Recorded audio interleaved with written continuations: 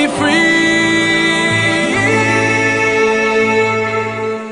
سؤالي للعالم، لكل إنسان في العالم، لكل إنسان بينعم بحريته، ليش إحنا بنتحاصر؟ يعني شو عملنا؟ شو ذنب شعب كامل يتحاصر داخل حدود ضيقة لأسباب هو مش عارفها؟ يعني متهيألي إحنا ما عملنا إشي نتحاصر عليه أو ننحبس عليه. Palestine, tomorrow will be free. Palestine, tomorrow will be free.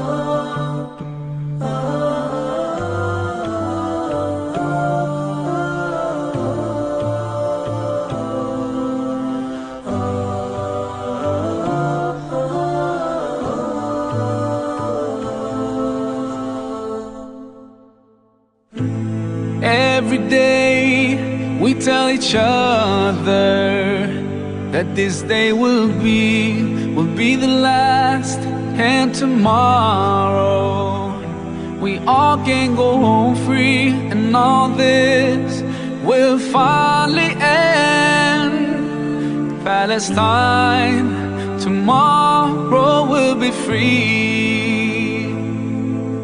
Palestine, tomorrow will be free.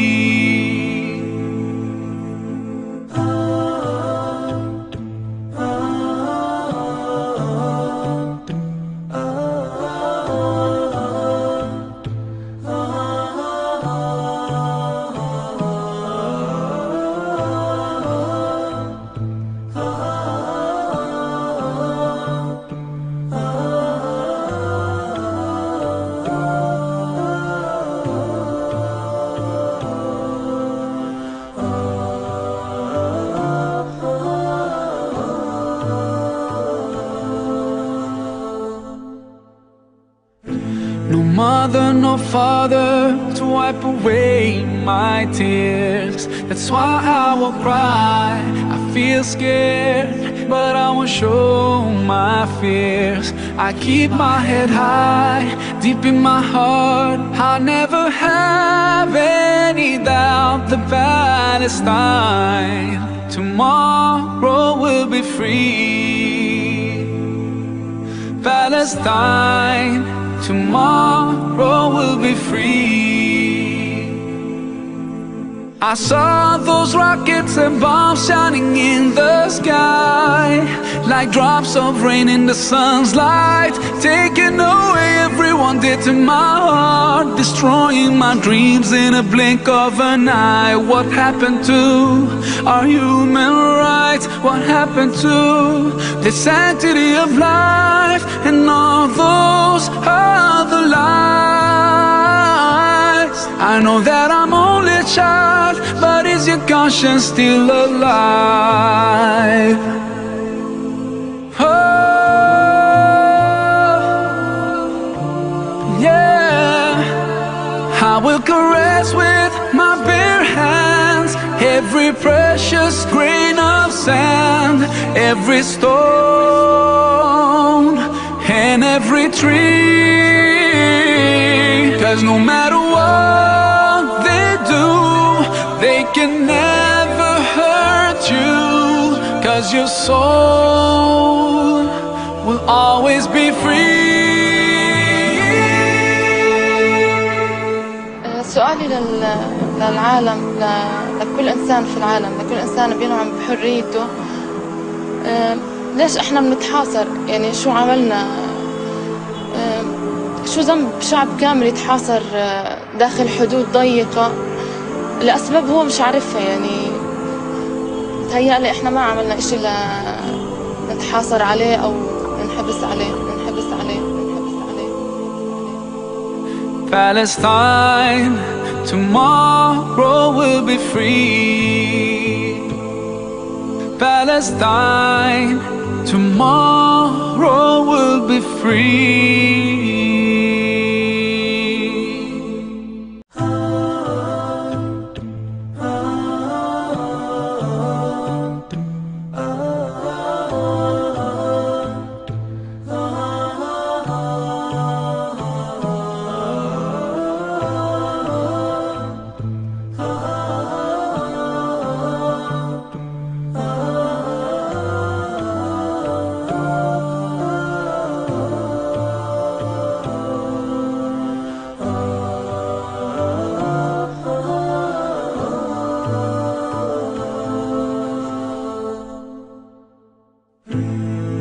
Every day we tell each other that this day will be the last, and tomorrow we all can go home free, and all this will finally end. Palestine, tomorrow will be free. Palestine, tomorrow will be free.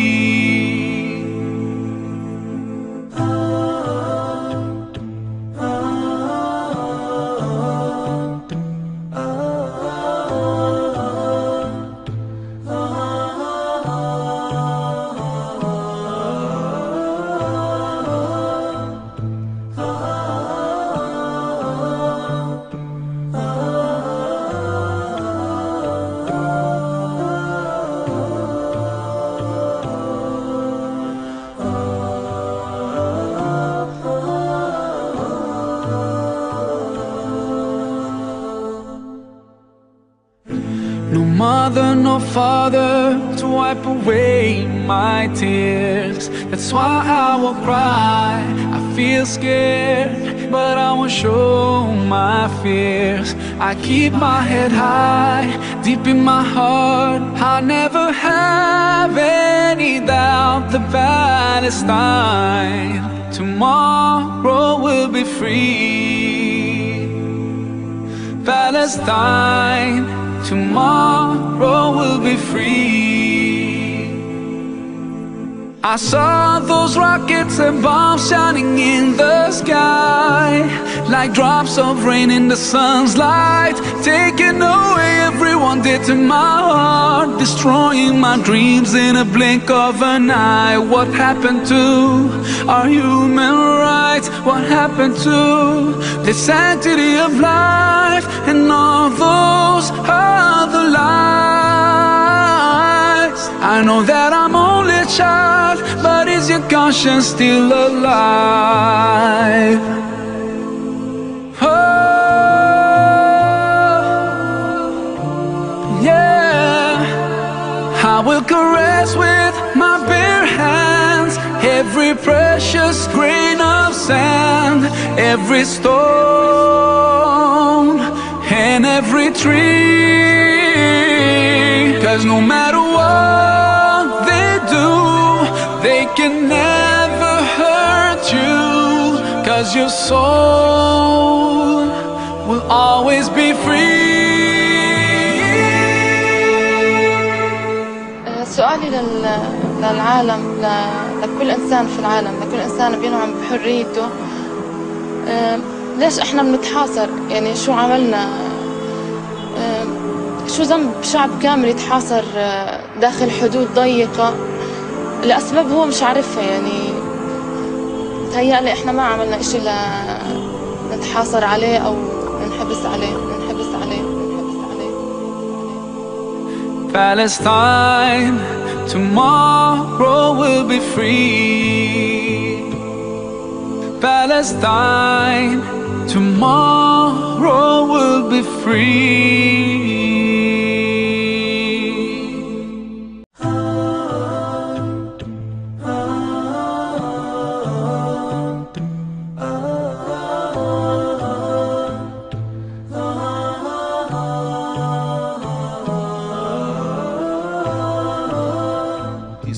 การจัดการประชุมสัมมนานานาชาติครั้งนี้ซึ่ง ตรงกับวันศุกร์ที่ 23 พฤศจิกายน 2561 ณ อาคารมหาจุฬาลงกรณ์มหาวิทยาลัยและนับจากนี้นะครับขอนำทุกท่านรับชมวิดีทัศน์กิจกรรมของปาเลสไตน์ครับ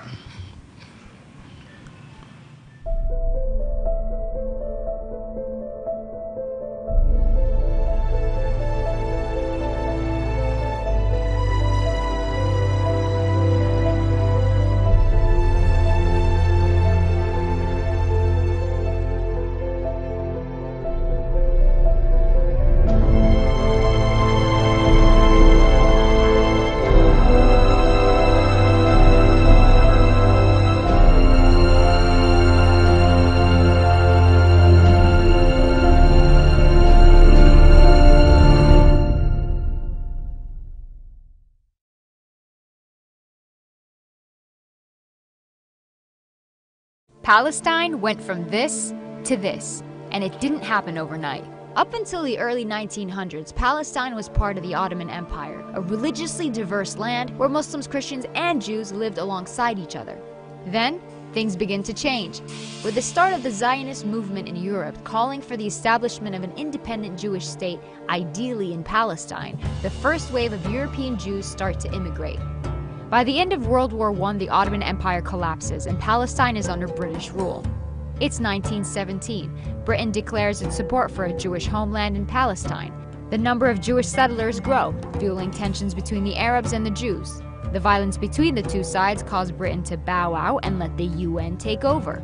The UN approves of a plan to split Palestine into two states: Jewish Israel, Arab Palestine. The city of Jerusalem, which is sacred to Muslims, Christians, and Jews, is now a UN-controlled international zone. Jews accept the UN partition plan and declare independence as the State of Israel. But neighboring Arab countries object to the land takeover. This marks the beginning of the first Arab-Israeli war. Israel is victorious and makes a grab for the land intended for the Palestinian state under the UN. The land gets divided into three parts. Jordan occupies the West Bank and East Jerusalem, Egypt occupies Gaza, and the State of Israel takes 78% of historic Palestine, including West Jerusalem. 700,000 Palestinians become refugees as a result, and the day is remembered as Al-Nakba, the catastrophe. It's 1967. The Six-Day War breaks out between Israel and neighboring Arab countries, and by the end of it, the map looks something like this. Palestine is now fully occupied by Israel. Despite the absence of a formal peace treaty, things start simmering down. Then Israelis start settling into Gaza and the West Bank, resulting in an Israeli-Palestinian struggle that gives rise to the PLO, the Palestinian Liberation Organization. Their main goal? To liberate Palestine from Israel by any means necessary. Fighting goes on for years. The PLO eventually accepts dividing the land between Palestine and Israel, but the conflict doesn't end there. More settlers make their way into Israeli-occupied Palestinian territories. The international community considers this illegal. The frustration of the Palestinians leads to an intifada. As a result, Hamas is born, a political movement determined to fight against Israeli occupation of the West Bank and the Gaza Strip. The United States, Israel, and the PLO signed the Oslo Agreement to split the West Bank into three sections. Area A, under full Palestinian control. Area B, under joint Palestinian-Israeli control. And Area C, under full Israeli control. But the solution creates a problem.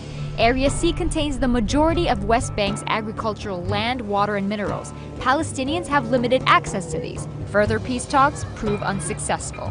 Palestinians lose hope, resulting in the second intifada, and Israel begins building walls and setting checkpoints to control Palestinian movement. It's 2005. Israel withdraws from Gaza, but continues settlements in the West Bank. Hamas gains power in Gaza and splits from the Palestinian Authority, seeing it as being too secular. The West Bank and Gaza are now under separate leadership. Israel imposes a blockade restricting any form of movement by land, air, or sea. It's 2017, and this is the current situation of Palestine. There are solutions on the table, but will we see them implemented in our lifetime?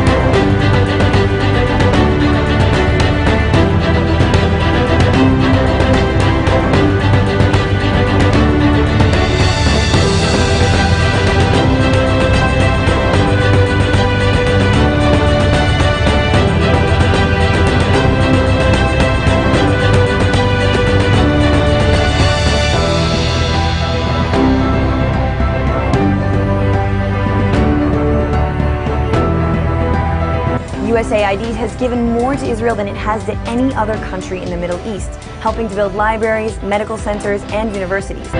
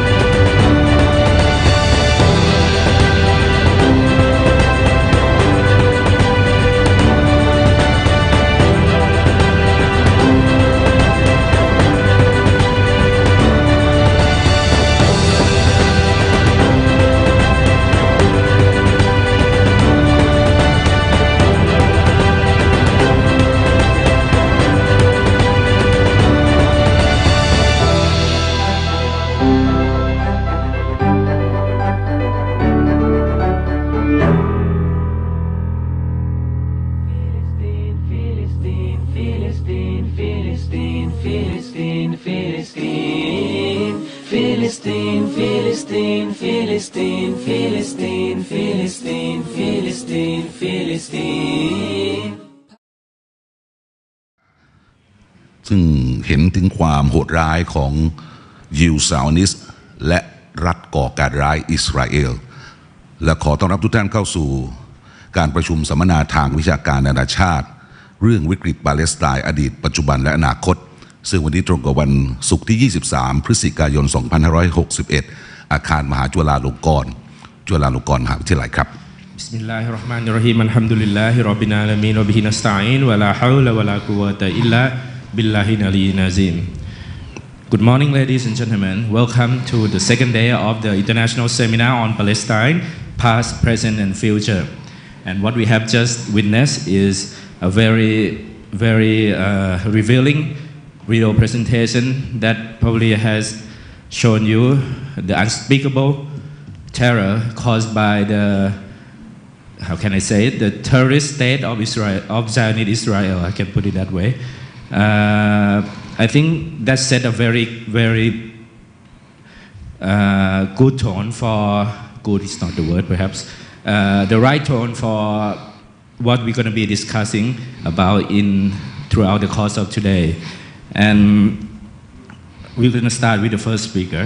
ครับจากนี้ไปครับขอนำทุกท่านเข้าสู่การปาฐกถาพิเศษในเรื่องบทบาทของการเคลื่อนไหวเพื่อสิทธิมนุษยชนระหว่างประเทศต่อสถานการณ์ในปาเลสไตน์นะครับโดยคุณแมรี่แอนด์ไรท์ซึ่งเป็นนักรณรงค์ด้านสิทธิมนุษยชนระหว่างประเทศจากสหรัฐอเมริกาขอเสียงปรบมือเป็นเกียรติครับ Please join me in welcoming our keynote speaker, Madam Mary Ann Wright, on the role of international human rights movement for the plight of Palestine. Assalamu alaikum. Thank you. Deputy Minister, distinguished guests, participants, speakers at the organizing committee, and the supporters of Palestine. Thank you again for the opportunity to speak to the first international seminar on Palestine held in Thailand. It is very important to the people of Palestine to know that the Thai people are concerned about their future.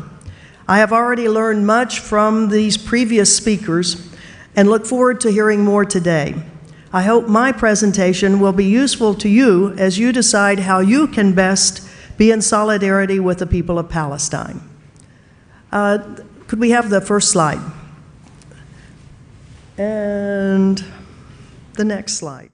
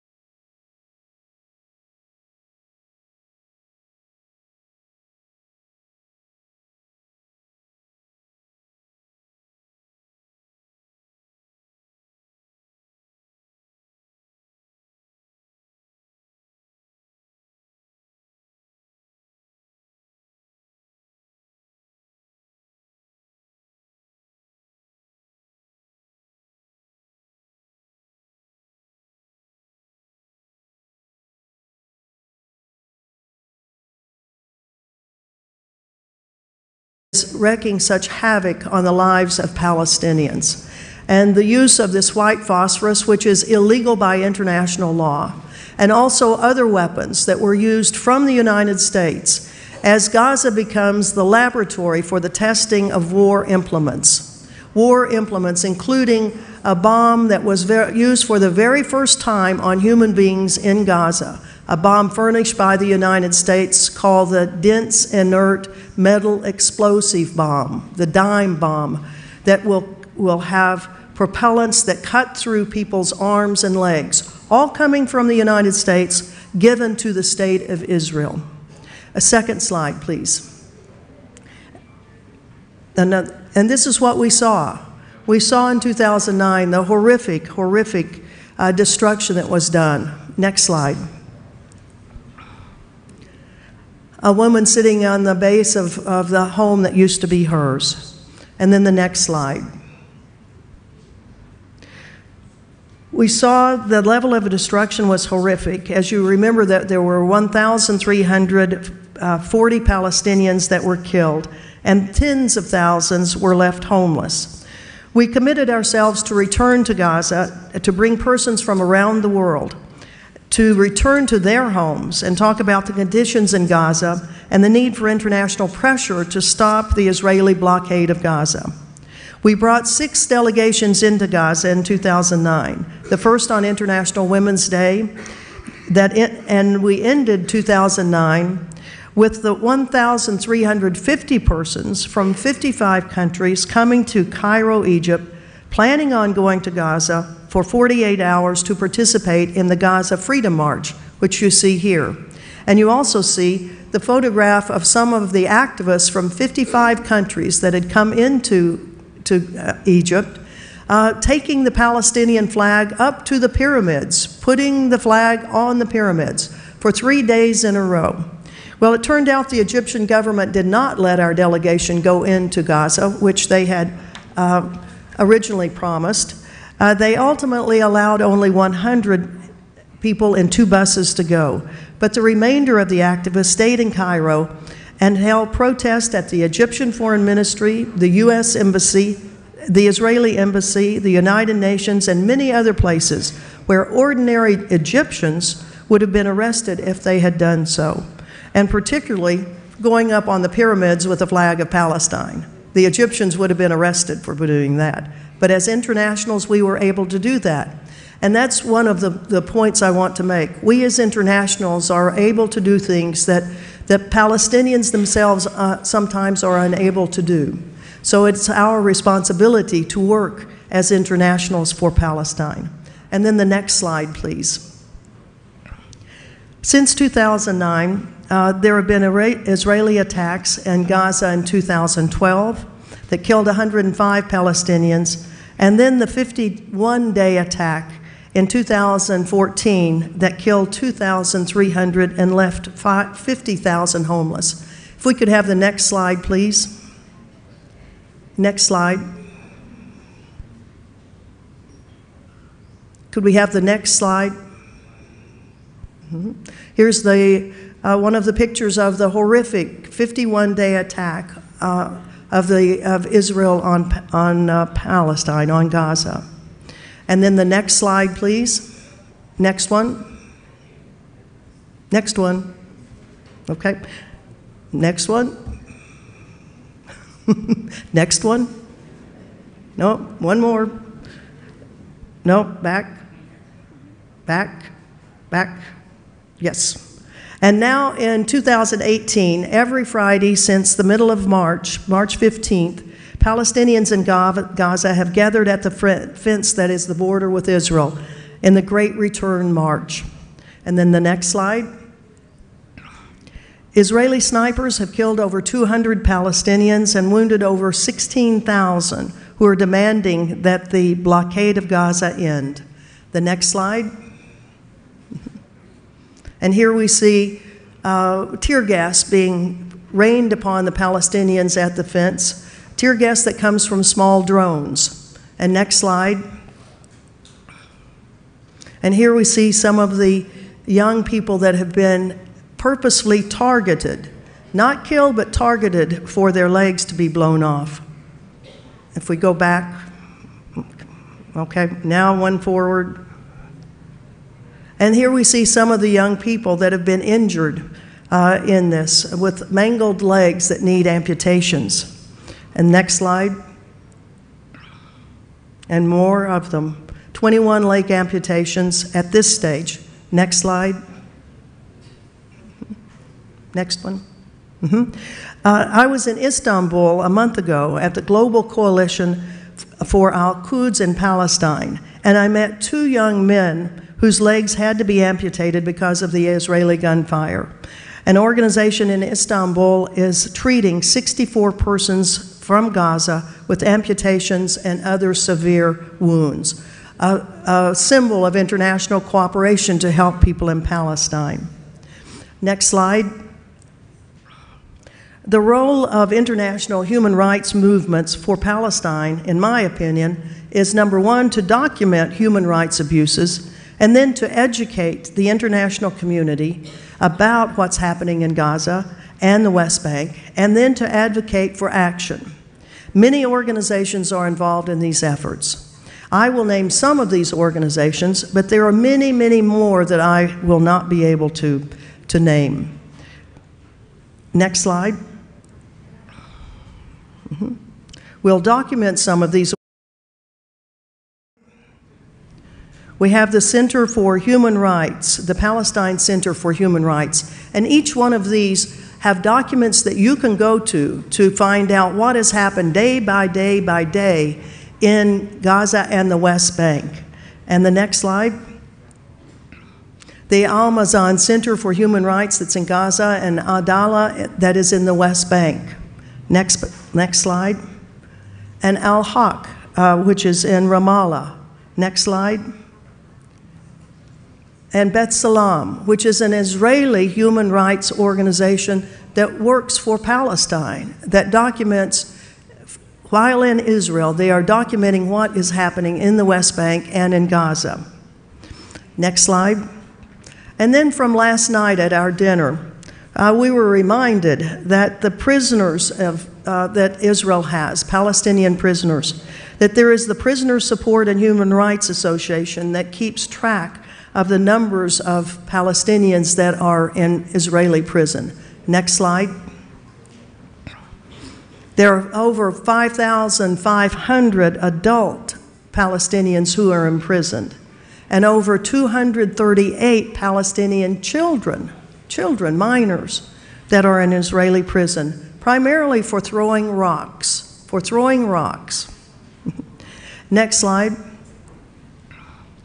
And there is an organization called No Way to Treat a Child. This is an international organization that tries to bring international attention to the interrogation, blindfolding, hand tying, and physical violence that the Israeli occupation forces and prison personnel are using on children. Next slide. Internationally, big organizations have reports on the human rights violations by the Israelis on Palestinians. Amnesty International. Next slide. Human Rights Watch. Next slide. The U.S. Campaign for Palestinian Rights. All of these carefully document Israeli actions against Palestinians and write detailed monthly and annual reports to the human rights violations perpetrated on the Palestinians. And now to some organizations that help spotlight what is going on in the West Bank and in Gaza by their physical presence there. Next slide. The International Solidarity Movement trains international volunteers from many countries to accompany Palestinians in their daily life to help ensure their safety. ISM volunteers escort children through checkpoints in the West Bank to school in the West Bank. Next slide. ISM volunteers try to stop home demolitions in the West Bank. Next slide. ISM volunteers accompany Gaza fishers who come under attack by Israeli naval vessels. Next slide. And ISM volunteers accompany farmers to their fields. Next slide. Volunteers have been shot and they have been killed by the Israeli army, just as Palestinians have. Next slide. And this is a slide of the most recent wounding of an international volunteer, a young woman from Norway, that was shot twice in 1 week by the Israelis. Of course, this does not compare at all to the number of Palestinians that are shot every single day. But just to give you an idea of us as internationals, of other internationals that are going to Palestine, whether it's to the West Bank or to Gaza, to be there, to witness, to be able to come home and tell our communities what is happening in Palestine. Next slide. And the educational and humanitarian activities that inform our communities about Palestine. And I'll go through some of them, some of which will be further expanded today, particularly boycott, divestment, and sanctions. We'll have a special panel who will be talking specifically. Next slide. But to just briefly say that boycott, divestment, and sanction projects have targeted Israeli companies that do business in occupied territories. The success of BDS can be determined from Israeli Prime Minister Netanyahu's strong comments to the Zionist organization in the United States called AIPAC, the American Israeli Public Affairs Council, that BDS is a strategic threat to the state of Israel. Campaigns to stop companies from profiting from West Bank resources by companies that work in the illegal settlements, such as Ahava and Caterpillar, and many others. Next slide. And a recent success for the BDS movement has been that Airbnb is the latest company to that worked in the illegal settlements, and they have now withdrawn their program from these illegal settlements because of international pressure put upon them. Next slide. Israel fights back on BDS through governmental orchestrated media campaigns, much with financing from Zionists and evangelical Christians in the United States. Israeli allies in the U.S. have gotten 6 state legislatures to forbid divestment from Israeli companies. France and Germany have said that BDS is illegal, but their citizens still do it. Students for Justice in Palestine in the United States come in for heavy attack at some of the universities in the U.S. whose funding comes from the rich supporters of the State of Israel. Next slide. Other types of international events that have happened, and some of you all have been part of these, include the Viva Palestina land convoys from Europe to Gaza that brought hundreds of vehicles and tons of medical supplies to Gaza in 2009, 2010, and 2011. Were any of you all on any of those Viva Palestina convoys? You were. No. Well, usually there are, and I know from Malaysia there were people that were on it, and there may have been some people from Thailand on it too. Next slide. And land convoys have come from Africa, from South Africa, and from India, who brought vehicles and medical supplies in 2011. Next slide. And another educational humanitarian project is the Gaza Freedom Flotilla, which brings international attention to the illegal naval blockade that Israel has on Gaza. And that's one of the reasons I was invited here today, because I've been a part of the Gaza Freedom Flotilla Coalition for the last 8 years. Next slide. Prior to my involvement in Gaza, another group called the Free Gaza Movement were able to sail 5 boats into Gaza to break the blockade in 2008 and exit Gaza with Palestinians needing medical treatment and students who had scholarships outside of Gaza. Next slide. After the 2009 Israeli attack on Gaza, the Free Gaza Movement decided to sail multiple boats at the same time to break the blockade, a flotilla. This is the Turkish boat, the Mavi Marmara, and then 6 other boats were attacked violently by the Israeli military. Next slide. killing 9 people and wounding 50 on the Marvi Marmara, and beating up and tasering delegates and crew on the other 5 boats. Next slide. One of the cargo ships in the flotilla was named the Rachel Corrie, for a young 23-year-old ISM volunteer who was killed by an Israeli bulldozer in Gaza while she was attempting to stop the destruction of a Palestinian friend's home. This boat was purchased by Malaysia, in fact, by the foundation of the current Prime Minister of Malaysia. Next slide. After the Israeli executions of the 9 persons on the Marvi Marmara and 1 other person dying later, the next year, 2011, the international coalition decided to sail a 10-ship flotilla to bring international attention to the worsening blockade in Gaza. We attempted to sail from Greece, but the Israeli government paid the Greek government to keep all the boats in Greek ports. This is a picture of the boat that was funded by the United States. We called it The Audacity of Hope. It's the name of the book that President Obama had written, The Audacity of Hope. And our hope was that the President of the United States was finally going to recognize truly the plight of Palestinians. However, he did not.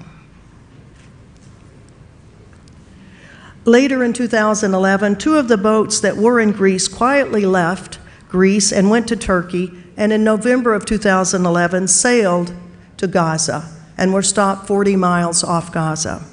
Next slide. In 2012, the Swedish sailing ship, the Estelle, attempted to break the blockade after sailing all the way from Scandinavia. Next slide. And in 2015, another ship, the Mary Ann, and 3 sailing ships attempted to break the blockade. Next slide. And in 2016, the Freedom Flotilla Coalition sailed the first boats with all women on board. All women crew and all women delegates. Next slide. We sailed the boat named Zaitunum Olivia from Barcelona, Spain, to Ajaccio, Corsica, France, to Messina, Sicily, and then 9 days from Sicily on to 40 miles off Gaza, where we were stopped, a total of 1,700 miles before the Israeli occupation naval forces stopped our boat. Next slide. On board, we had a Nobel Peace Laureate, Maureen Maguire from Northern Ireland, 2 women parliamentarians, one from Algeria, a very brave woman from an Arab Muslim country going to face off the Israeli military. One from New Zealand, a parliamentarian from New Zealand, a captain named Madeline Habib, born in Egypt, and 2 Al Jazeera journalists, one from Lebanon and one from Egypt, and a medical doctor named Dr. Fazia Hassan, please stand up, who made the entire trip. There she is. A very brave Muslim woman facing off the Israelis. If you want to see more photos of this all-women's delegation, My Care of Malaysia has produced a beautiful, beautiful photo book. KZ, could you please stand up and show everyone this photo book? It has great photographs of the entire trip, and My Care uses it as a fundraiser, as its campaign to participate in the Gaza Freedom Coalition. So if you all would like to purchase one of these books, we do have some available. And I must offer the congratulations to My Care and Malaysia Care and Rose to Rose for their incredible efforts and their incredible ability to document this. They were the fastest ones of any of the campaigns, in fact, the only campaign to produce a book about this. Next slide, please. And in 2018, the Gaza Freedom Flotilla Coalition sailed 4 boats just this summer to break the blockade of Gaza. The journey began, next slide, it began in Scandinavia and ended 75 days later after all the boats had visited a total of 28 cities in Europe and hosted more than 100,000 visitors at educational events about Gaza in each city. The purpose of the flotilla is to educate people about what is happening in Gaza. And as the boats stop in different ports, we're able to support the Palestinian organizations in those cities and to bring more people to find out about what's happening in Gaza. As you can see, 2 boats sailed around the Atlantic coast of Europe, and for the first time we sailed 2 boats down the waterways, rivers, and canals of Central Europe, through Germany, Belgium, and France, and finally into the Mediterranean. Next slide. This is a picture of one of the boats called Al Auda, the Return, and it was taken up in Scandinavia, up in Bergen, Norway. Next slide. Here are some of the ports that we visited, just a few of the many of the 28 cities. Next slide. And a picture of 2 of the small boats, 2 small sailing boats who had to have their masks dropped down so they could go through the canals of Central Europe. Next boat, next slide. In Paris, the Israeli ambassador protested the Gaza Freedom Flotilla boats coming down the Seine River and intending to have an event in Paris. And the mayor of Paris had police boats prevent our boats from stopping in Paris. But an international newspaper covered the story and actually got more publicity for the fact that these boats were trying to break the blockade than our being able to stop there. Next slide.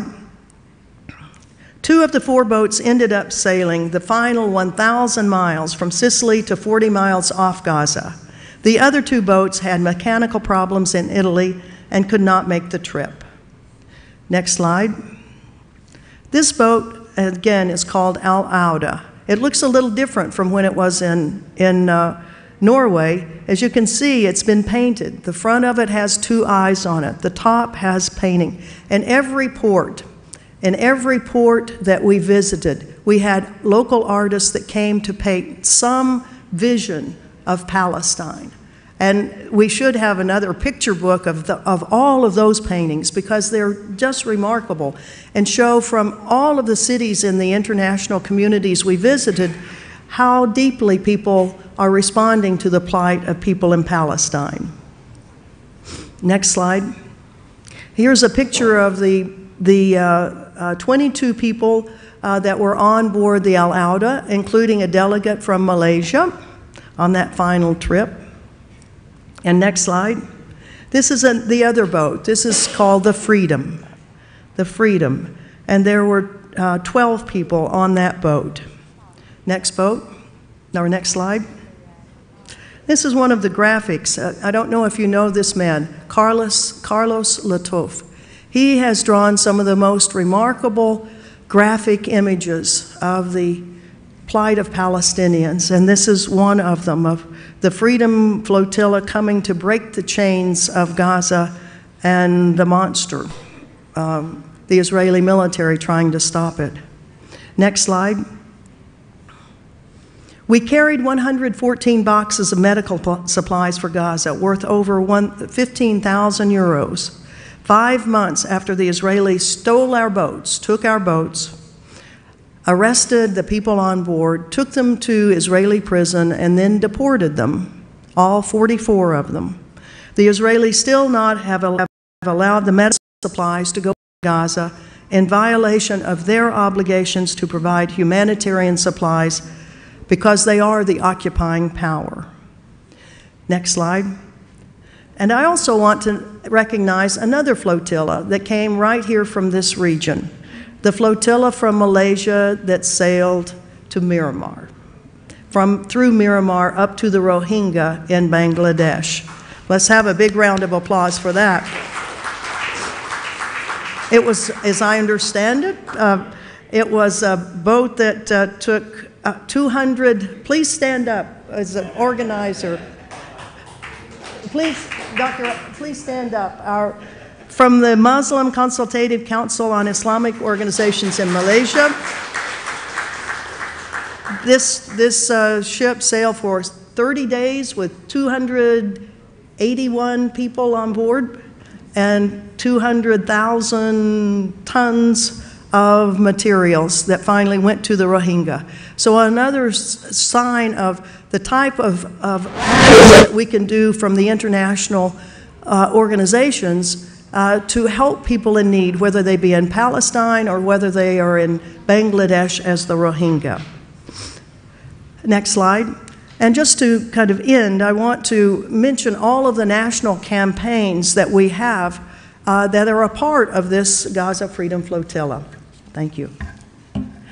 From Sweden, Norway, Spain, the UK, Spain again, double Spain, France, Italy, Greece, Turkey, Canada, South Africa, New Zealand, Australia, and Malaysia. And prospective nations, and I would hope that you in Thailand will be one of the groups that will join us. And I hope that our colleagues from Indonesia will join us. And next slide. To finish my part, and I think we have some time for some questions if you'd like to have that. Next slide. I'd like to have us play and listen to a song that was written and sung on our women's boat to Gaza. This song epitomizes, I think, what we feel as internationals and our ability to help people. This song was written by our Swedish crew member, Emma. It was sung by a Norwegian crew member, Sine Sophia, and by our New Zealand Member of Parliament, Marmara Davidson. So if we could play the song for the women of Gaza and Palestine.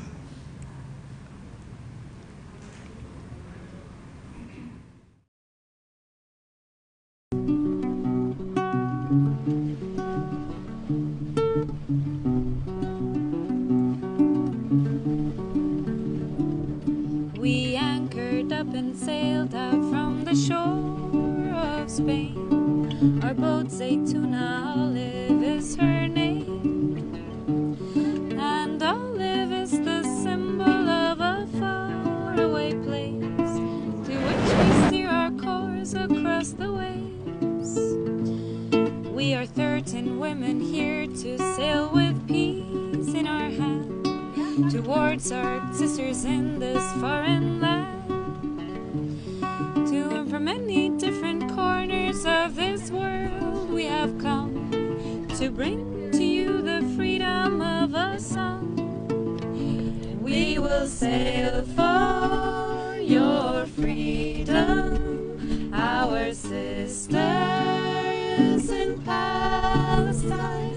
We will never be silent until you are free.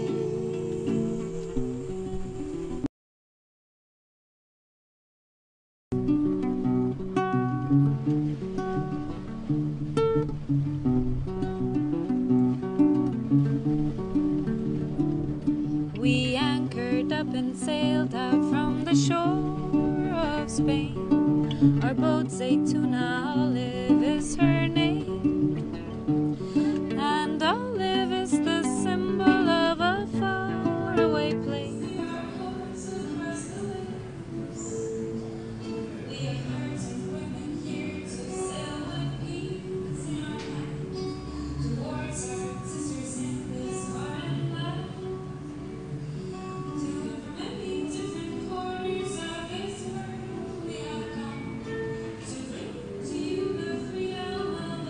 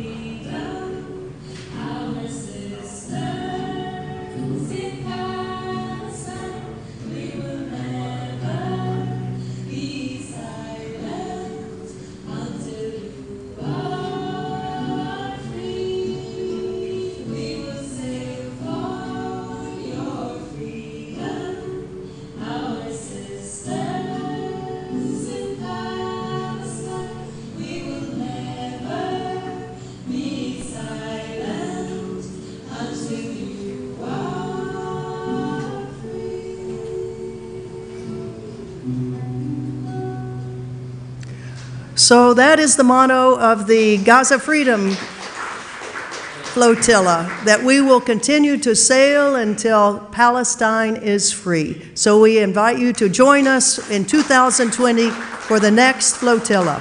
Thank you. Thank you very much. So I think we have a little bit of time for maybe 1 or 2 questions. If you, okay, we already have one question. Anybody who may want to ask question in Thai, if you want to, I can also help with the translation. But yes.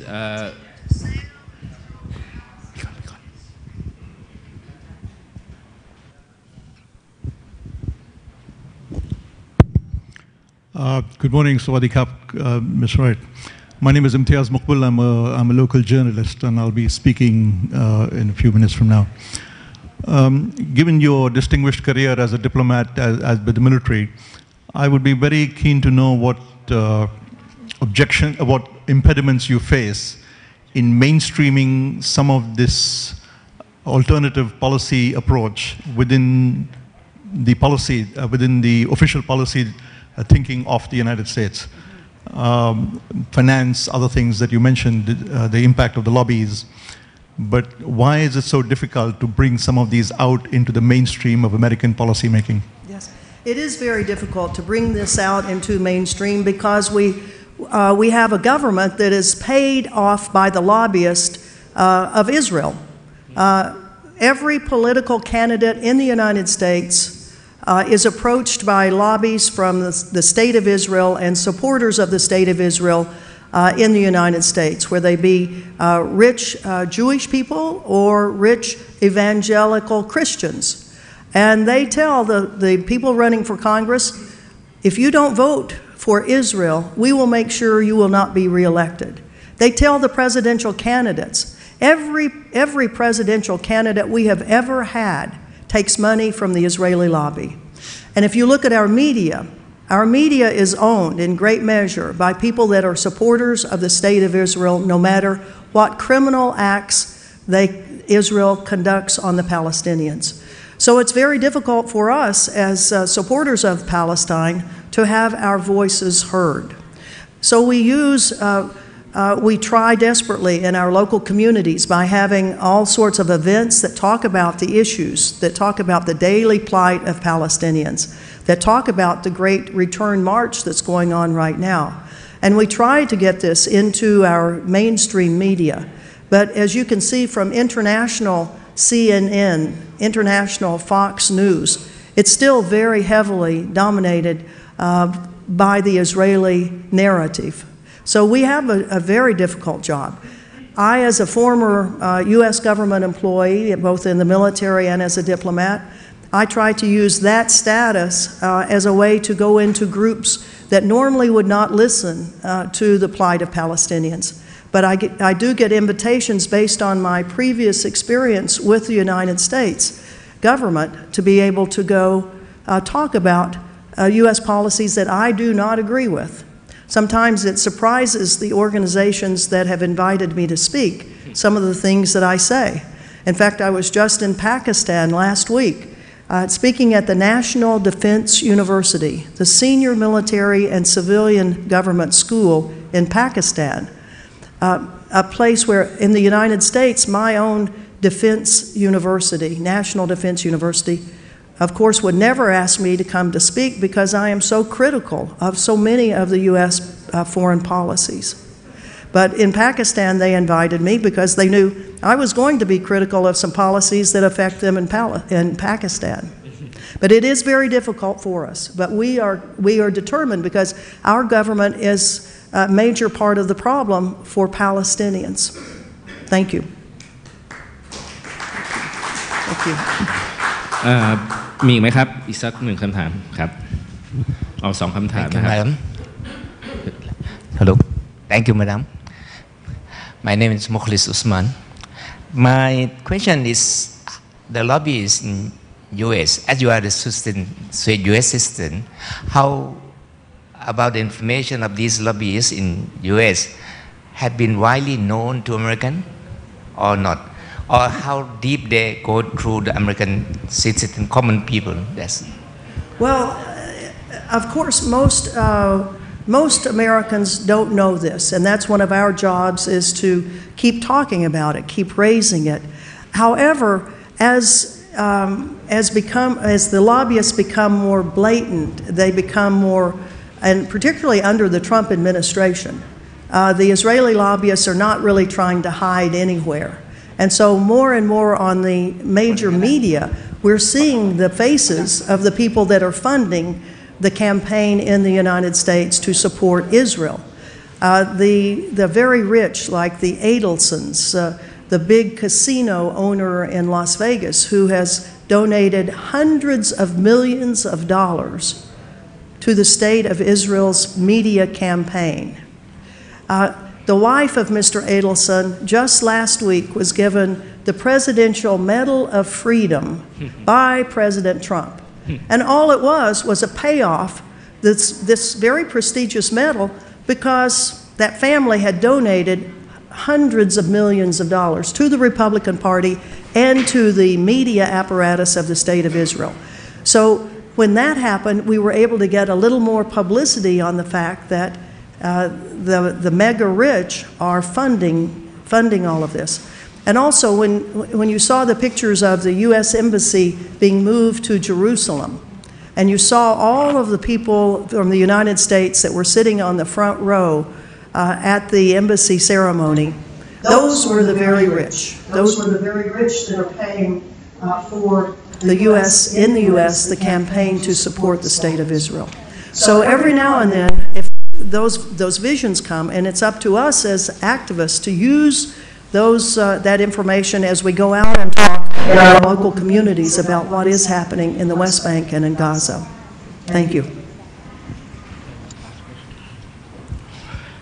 Bismillahirrahmanirrahim. ครับผมรังสรรค์ทองทาคณะพุทธภาษาไทยนะครับผมจบนิติศาสตร์อิสลามผมเป็นผู้บริหารโรงเรียนธรรมอิสลามและมีโรงเรียนเครือข่ายเยอะมากเรามีนักเรียนในเครือข่ายจำนวนหลายหมื่นคนจะรบกวนท่านสรุปข้อมูลความเลวร้ายของเหตุการณ์ที่เกิดขึ้นในปาเลสไตน์แล้วก็ความเลวร้ายของยิวที่ทำปฏิบัติต่อชาวปาเลสไตน์เพื่อเราจะได้ทำเป็นหลักสูตรปลูกฝังลูกหลานของเราโตขึ้นมาจะได้มีความรู้สึกที่ดีเกิดขึ้นขอบคุณครับสรุปข้อมูลเหรอครับเป็นข้อมูลที่เกี่ยวกับความอาธรรมที่เกิดขึ้นกับชาวปาเลสไตน์เพื่อจะบุกนักเรียน Okay, this gentleman he actually owns a network of schools in Thailand, and also he operates a number of them, and he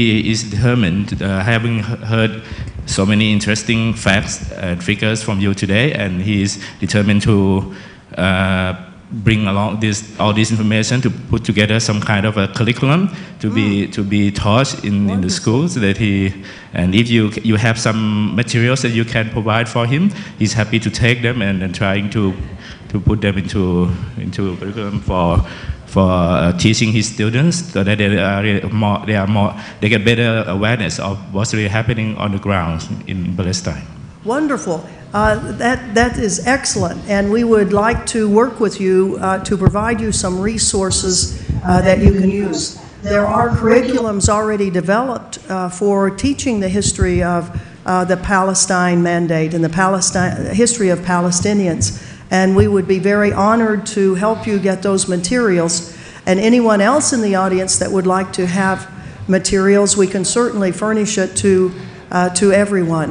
And thank you so much, because it's at the junior level, as students, that we want to be able to make sure that they know what is happening, so as they grow up, they will become the supporters of Palestine. Thank you. ครับขอเสียงปรบมือให้กับผู้วิทยากรนะครับคุณแมรี่แอนไรท์นะครับนักรณรงค์สิทธิมนุษยชนระหว่างประเทศ I'm sure there are many others who wants to ask you questions, but I'm afraid we're running out of time. But you can always catch up with Miss Marianne Wright right after this. She'll be here with us all day long, I think. Thank you very much. Thank you very much. And next we'll be presenting. ครับลำดับจากนี้ไปขอเรียนเชิญครับคุณเมธาเมฆารัตน์ครับรองประธานสภาเครือข่ายช่วยเหลือด้านมนุษยธรรมสำนักจุฬาราชมนตรีมอบของที่ระลึกครับ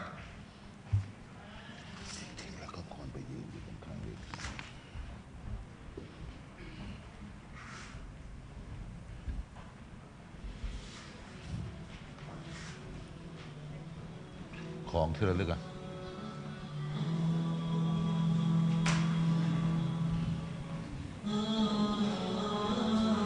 โอเคภาษาอังกฤษได้ไหม Mr. Maitha Mekharat, the Vice President of the Council of Humanitarian Networking, the Sheikhul Islam of Thailand, who is the chief organizer of this event, is presenting a token of appreciation, a little souvenir to Madam Marianne Rai, our keynote speaker for today. Thank you very much.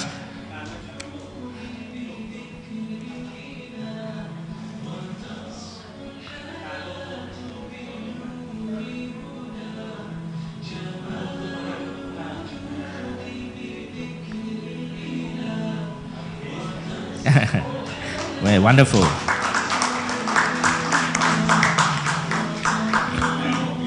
นะครับถ้าใครมีคำถามคุณแมรี่แอนเพิ่มเติมก็ถามเธอส่วนตัวได้นะครับหลังจากช่วงนี้นะครับครับและลำดับจากนี้ไปครับเราจะนำทุกท่านเข้าสู่ช่วงการอภิปรายพิเศษนะครับในเรื่องความเข้าใจการต่อสู้ของชาวปาเลสไตน์ความรุนแรงและสันติวิธีนะครับโดยท่านศาสตราจารย์ดร.ชัยวัฒน์สถานันท์อาจารย์คณะรัฐศาสตร์มหาวิทยาลัยธรรมศาสตร์ครับ Next, please let me invite on stage Professor Dr. Chaiwat Sathanan, Lecturer, Faculty of Political Science from Thammasat University, on the topic of the understanding Palestinian resistance, violence and non-violence. Please give him a very big round of applause.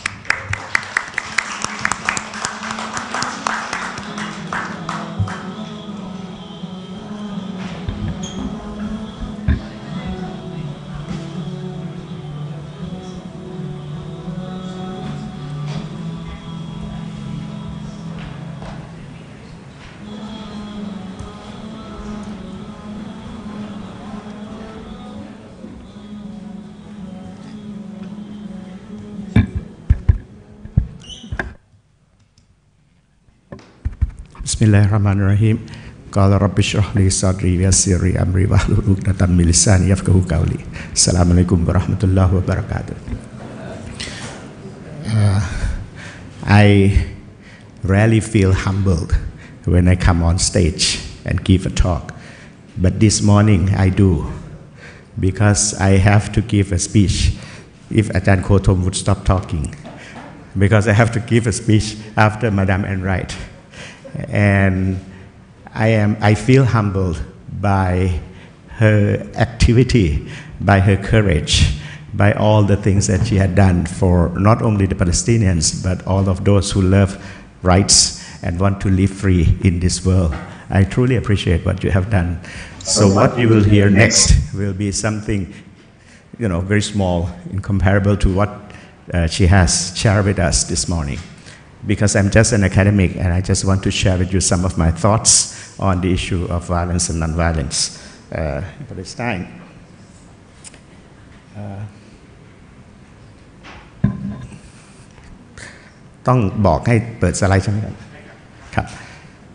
It's a little bit inconvenient when you cannot control it, right? While we are waiting, there are two reasons why I accept this invitation. First, because it's about Palestinians. And I had been in this land, in that land before the occupation when I was a little child. I went with my mother and my father and my young sister at the time.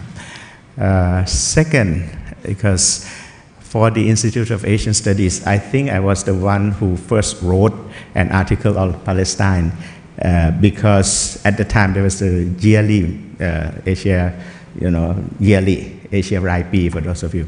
And they put all countries there.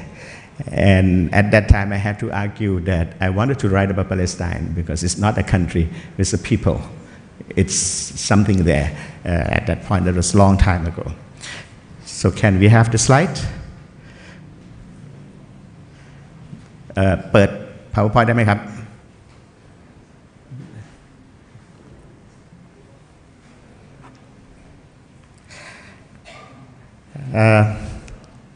I was warned that I will have only about 35 minutes, so, but I wrote, normally I don't listen whatever people want to say.